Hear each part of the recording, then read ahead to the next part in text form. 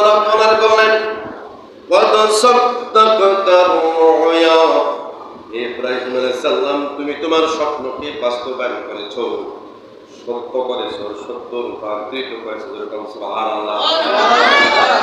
কে বলেন এই কথা? কে বলছেন? আল্লাহ। ইব্রাহিম আলাইহিস সালাম পাশ হয়ে গেল। কি হয়ে গেল?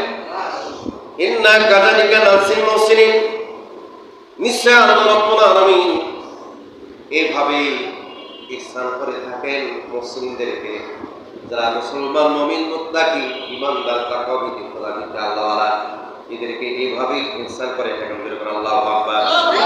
ইন্না হাযা লাহুয়াল বালাউল মুবিন, নিশ্চয় ইহা একটা সুস্পষ্ট পরীক্ষা।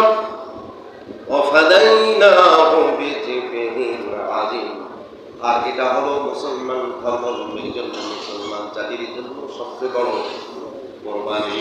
সবচেয়ে বড় কি? ওয়া তারাকনা আলাইহি ফিল আখির, আর এটা তোমাদের উপর কিয়ামতের পূর্ব মুহূর্ত পর্যন্ত আমি বলবৎ করলাম। সুবহানাল্লাহ। সালামুন আলা ইব্রাহিম, এটা ইব্রাহিম আলাইহিস সালামের উপর শান্তি বর্ষিত হোক। কাযালিকা নাজিল মুহসিনিন, আর এইভাবে আমি তাদেরকে আমি ইহসান করে থাকি। যেরকম সুবহানাল্লাহ।